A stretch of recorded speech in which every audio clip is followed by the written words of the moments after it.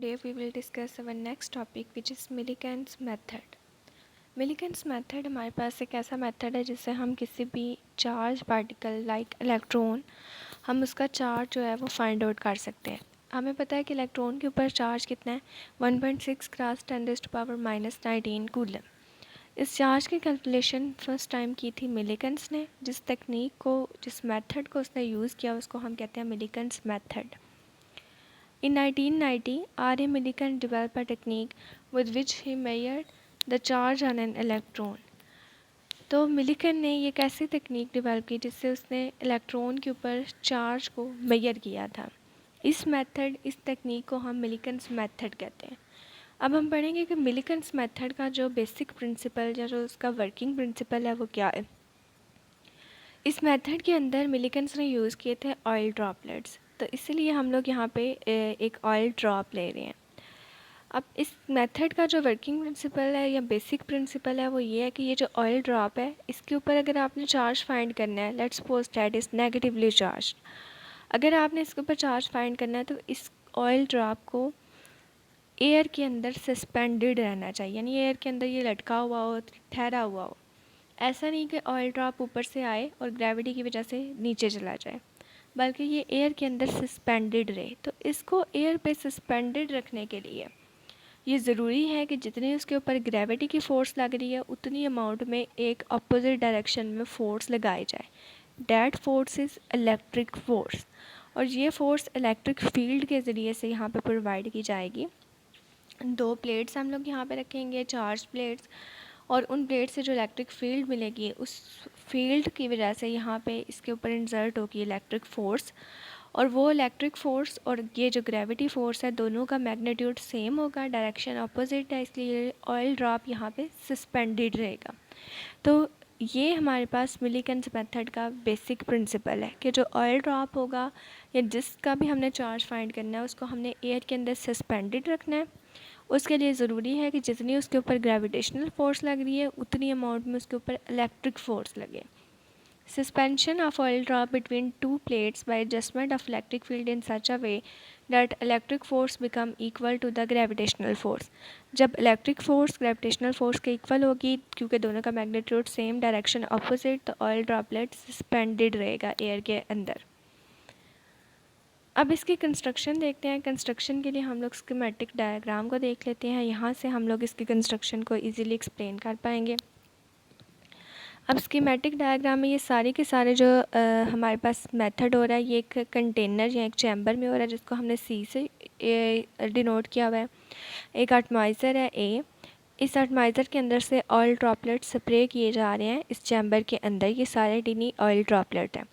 अब जब यहाँ से नोज़ल से ये ऑयल ड्रॉप निकलेगा तो फ्रिक्शन की वजह से इन ऑयल ड्रॉपलेट के ऊपर आ जाएगा नेगेटिव चार्ज। तो ये नेगेटिव चार्ज वाले ऑयल ड्रॉपलेट यहाँ से स्प्रे होंगे, निकलेंगे इस चैम्बर के अंदर। यहाँ पे हम लोगों ने 2 प्लेट्स रखी हैं, एक पी और दूसरी पी डैश। पी और पी डैश प्लेट को वोल्टेज हमने प्रोवाइड किया, डीसी वोल्टेज सप्लाई दे रहे हैं। जो प्लेट पॉजिटिव टर्मिनल के साथ अटैच है उसके ऊपर पॉजिटिव चार्ज, और नेगेटिव के साथ अटैच है उसके ऊपर नेगेटिव चार्ज। ये जो अपर प्लेट है हमारे पास पी जिसके ऊपर पॉजिटिव चार्ज है, उसके दरमियान में हमने किया हुआ एक होल, और उस होल को यहाँ पे एच से शो किया गया है। अब इन चार्ज अगर हम ऑयल ड्रॉपलेट की बात करें तो इनके ऊपर कौन सा चार्ज है, नेगेटिव चार्ज। तो ये नेगेटिव चार्ज ड्रॉपलेट इस पॉजिटिव प्लेट की तरफ मूव करेंगे। कुछ ड्रॉपलेट जो हैं ये इस होल से गुजर के इसके अंदर आएंगे। अब फॉर एग्जांपल ये हमने एक ड्रॉपलेट डी से यहाँ पे शो किया हुआ है, ये इसके अंदर आया है।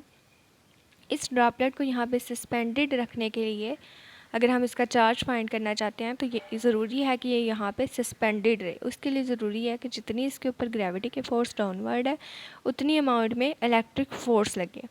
वो इलेक्ट्रिक फ़ोर्स ये पॉजिटिव और नेगेटिव प्लेट्स के ज़रिए इलेक्ट्रिक फील्ड जनरेट होगी, और उस इलेक्ट्रिक फील्ड से इसके ऊपर इस चार्ज क्यूब के ऊपर फोर्स लगेगी, that is F is equal to QE, जिसकी वजह से ये ऑयल ड्रॉपलेट यहाँ पे सस्पेंडेड रहेगा। इस ऑयल ड्रॉपलेट को, इसकी मोशन को हम लोग ऑब्ज़र्व करेंगे बाय यूजिंग माइक्रोस्कोप M। अब माइक्रोस्कोप में इस ऑयल ड्रॉपलेट को विजिबल करने के लिए कि ये शो होता रहे, यहाँ पे यूज़ कर रहे हैं सोर्स ऑफ लाइट। इसके आगे लेंस लगा हुआ है, ये लेंस इसलिए कि जो लाइट रेज़ हैं उनको कंसंट्रेट करे इस ऑयल ड्रॉपलेट के ऊपर। तो ये फोकस कर रहा है सारी की सारी लाइट रेस को ऑयल ड्रॉपलेट के ऊपर, ताकि ये हमें विजिबल नज़र आए through microscope.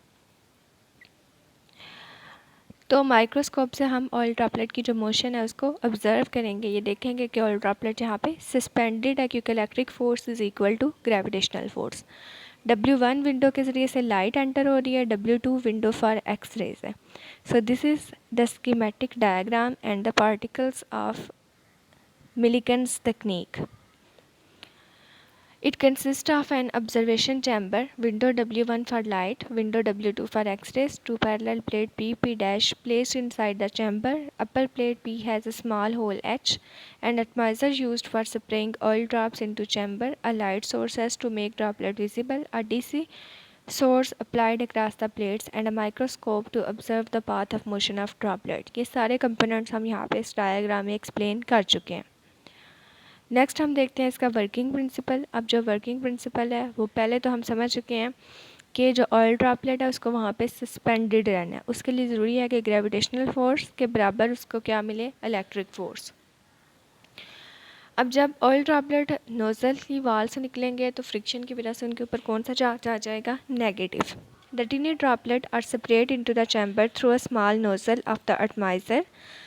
The oil drop get negatively charged due to friction between wall of atomizer and oil drops. Some of these drops pass through the hole H in the upper plate. कुछ drop upper plate के जो hole H है उसमें से गुजरेंगे. A potential difference is applied between the plates to produce the electric field. Electric field को produce करने के लिए plates के cross potential difference apply किया गया.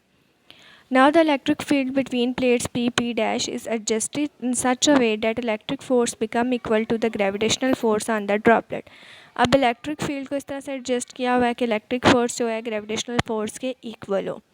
In this case the oil droplet become suspended in air. इस case में oil droplet air में सस्पेंडेड रहेंगे। अब हम लोगों ने फाइंड करना है चार्ज ऑन ड्रॉपलेट।